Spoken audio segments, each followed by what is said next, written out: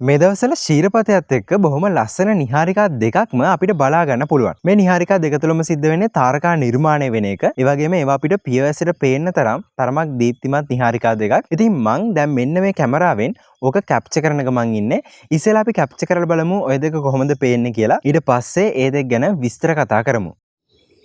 ඉස්සෙල්ලාම අපි කැමරාව නිහාරිකාව වෙතට යොමු කරගෙන ඉන්න ඕනේ. මේ දෙකම තියෙන දකුණු අහසේ එකක නම ලැගුන්. අපි ඒ ලැගුන් නිහාරිකාව මෙතනින් හොයලා එන්ටර් කරමු. කැමරාවේ ෆීල්ඩ් ඔෆ් view එක වැඩි නිසා ලැගුන් වෙතට යොමු වුණාම ඇති. එතකොට ඒ ෆ්‍රේම් එකේම අනිත් නිහාරිකාවත් බලා ගන්න පුළුවන්.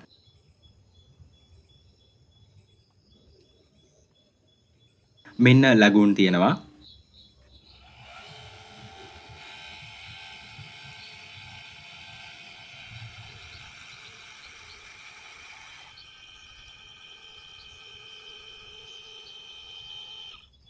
ඔන්න යොමු වෙලා ඉවරයි. දැන් ඉතින් තියෙන්නේ කැප්චර් කරන්න.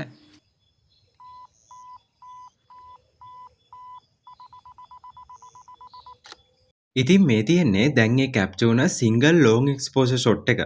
මෙන්න නිහාරිකා දෙක පේන්න තියෙනවා. ඔන්න දැන් බලන්න ඔය වගේ ෂොට්ස් 40ක් අරන් ස්ටැක් කරලා ප්‍රොසෙස් කරපු ෆයිනල් ඉමේජ් එක.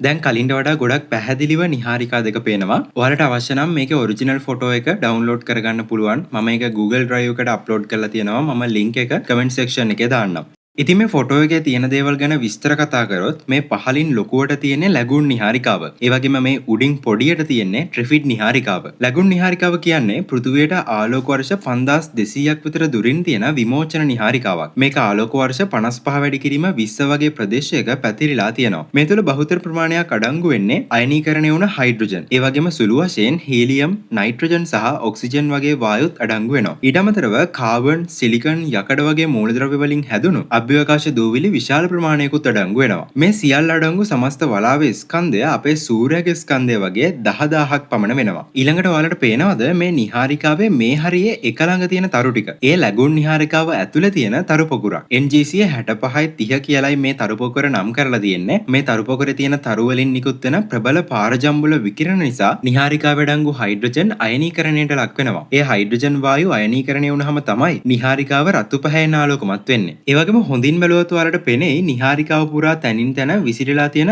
අඳුරු පැහැවිහුව කීපයක්. මේ ෆොටෝ එකේ ඒවා පැහැදිලි මදි. ඒ නිසා යුරෝපීය අභ්‍යවකාශ ඒජන්සිය VLD ඩිරෙක්ෂන් ගත්ත මේ ෆොටෝ එක බලන්නකෝ. දැන් පේනවද? මේ තියෙන්නේ. මේවට කියන්නේ ඩාර්ක් නෙබියුලා කියලා. ඒ ප්‍රදේශවල බහුතරයක් අඩංගු වෙන්නේ ඉහළ ඝනත්වයක් සහිත අභ්‍යවකාශ දුහුවිලි සහ වෙනත් වායුන්. ඒ අභ්‍යවකාශ දුහුවිලි මගින් දෘශ්‍යාලෝකය පරාවර්තනය කරන්නේ ඉතාමත් අඩුවෙන් බහුතරයක් ආලෝකය අවශෝෂණය කරගන්න එකයි කරන්නේ. ඒ නිසා ඒ ප්‍රදේශ තරමක් අඳුරෝ දිස් වෙනවා. ඒ වගේම මේ තියෙන්නේ හබල් අභ්‍යවකාශ දුරේක්ෂය මගින් ඔය නිහාරිකාව ඇති කුඩා ප්‍රදේශවල ලබාගත් ඡායාරූප කීපයක්. මේ වගේ ඔබට නිහාරිකාවේ අභ්‍යවකාශ දුහුවිලි විසිරීලා තියෙන විදිහ පැහැදිලිව දකින්න පුළුවන්. ඊළඟට ෆොටෝ එකේ මෙතන පේන ට්‍රිෆිඩ් නිහාරිකාව ගැන කතා කළොත් ඒක පෘථුවියට ආලෝක වර්ෂ 4100ක් විතර දුරින් තියෙන තවත් විමෝචන නිහාරිකාවක්. නිහාරිකාවට අමතරව මේ තුල තරු පොකුරකුත් තියෙනවා. මේ නිහාරිකාව අරය ආලෝක වර්ෂ 21ක් පමණ වන ගෝලාකාර ප්‍රදේශයක් තුල පැතිරිලා තියෙන්නේ. ඒ සමස්ත නිහාරිකාවේ ස්කන්ධය අපේ සූර්යාගේ ස්කන්ධය වගේ 2500ත් 5000ත් අතර අගයක් වෙන්න පුළුවන්. මේ තියෙන්නේ හබල් අභ්‍යවකාශ දුරේක්ෂයෙන් ලබාගත් ඔය නිහාරිකාව මධ්‍ය ඡායාරූපයක්. ඔය මධ්‍යයේ පේන්න තියෙන විශාල තාරකා කීපයෙන් නිකුත් වෙන ප්‍රබල පාරජම්බුල විකිරණ නිසා නිහාරිකාවේ වායු අයනීකරණයට ලක් වෙන නිසායි මේ නිහාරිකාව